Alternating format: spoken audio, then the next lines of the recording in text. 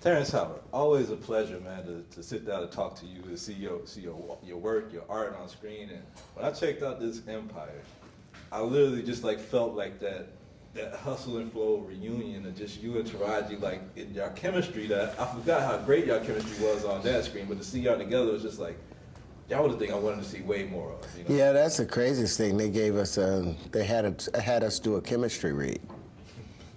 After I was like, okay, really?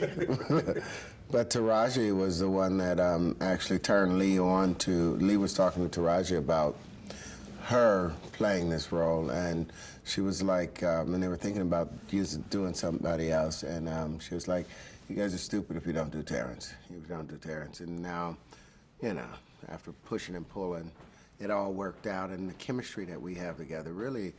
We have so much fun. I was screaming all yesterday how fun this set is. It's the most fun set I've ever been on in my entire life, even though it's absolute chaos and drama with what we're shooting. Yeah. The emotionality, what we feel there, it's beautiful. I feel like, I know TV has been getting bolder in its choices over the years, and this show kind of like exemplifies a lot of bold choices for a broad audience, and in particular African American audience, when you're dealing with homosexuality, you're dealing with music, you're dealing with family legacies, all things that we don't really have that big conversations about often. You know, how much of a role do you think this show is going to play in starting new conversations? Like I mean, I think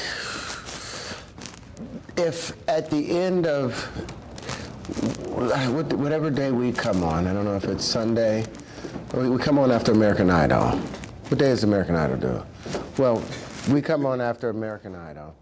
The next morning, if their talk shows aren't talking about the content of some of the stuff inside the show, then we haven't done our job. Fox has really pushed the envelope. I mean, Fox normally, I haven't seen too many black shows on Fox, and you know, this one showing a black family in such a positive light and in a negative light. But we push the boundaries with our views, because I think my character is like Archie Bunker in a way, and it's become politically correct to always talk about you're in favor of someone's choices and life choices. But then there's a minority out there, or maybe a majority out there. Whoever got those high heel shoes on? 86 the high heel shoes. Oh, that's upstairs. sorry, bro. Because it's just a waste of time talking. There's a group of individuals out there, and we don't know whether they're minorities or whether they are a majority of the people in America, and not to mention the world, who has mixed feelings about homosexuality and the morality of it, and whether it's something that should be applauded or whether it's something that should be fought, you know, that's going to change the entire course of human history.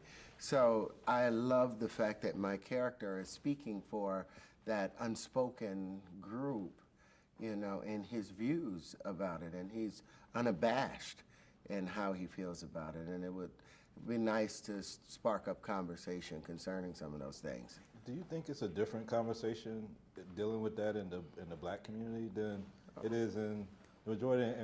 And why do you think so? If so, Completely. I mean, in the African American community, it's, you know, we have been emasculated to such a degree that anything that shows a man not standing up, back straight, chest out, stomach in, you know, that firm man nature, you know, becomes degrading to the individual. And we expect more out of black men. You know, we are supposed to be seen in a position of power.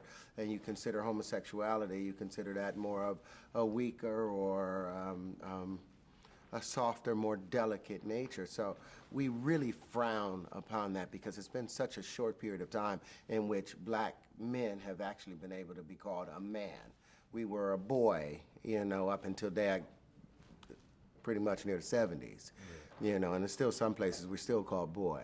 So when anyone that doesn't want to fit the full description that society has placed on what a man is, you know, they get shut down, and we do that in a big way within the black community. I feel sorry for anyone who takes that homosexual choice in their life within the black community, because you are on your own for the most part. Now there's a larger group speaking up, but that's a lonely road.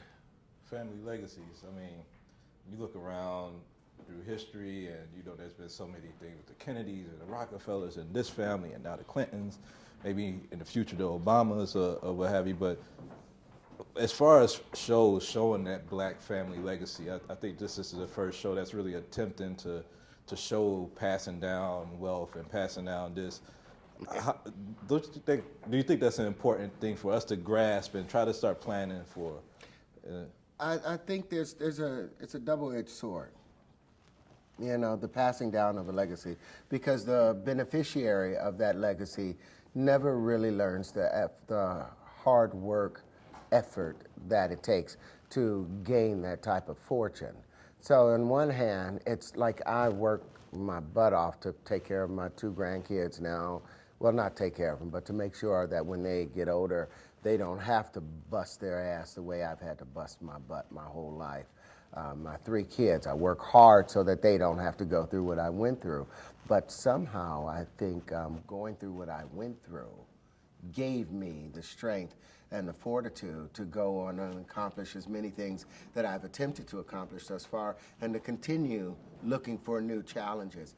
But it's nice for you to, like King Solomon said, a man should see some good for all his hard work, and for us to be able to gain some wealth and learn how to manage it and to maintain it and to disperse it according to need, not according to want. I think that's something that the Kennedys and some of these other families may have learned to do and pass down to their children, so they can appreciate and be able to have the wealth and pass that on to the next generation and the next generation. I think we need to learn that, but it's nice to see a black family with those kind of opportunities, a black billionaire family. Yeah. But it's a lot of hardships that come with being a billionaire. Yeah. Well, great show, man. I've just seen 1 episode, but I'm like glued and waiting for Fox to launch this so I could just binge watch all of this show and fall in love with it. I know it's going to change the game for TV and for conversations coming up in the future. I mean, it gets better. You saw the edited version of what we're doing. I hope Fox allows us to stay on the air. Wow. Because the stuff is crazy. Wow. Bravo, brother. Thank you, Appreciate it. man. Thank you.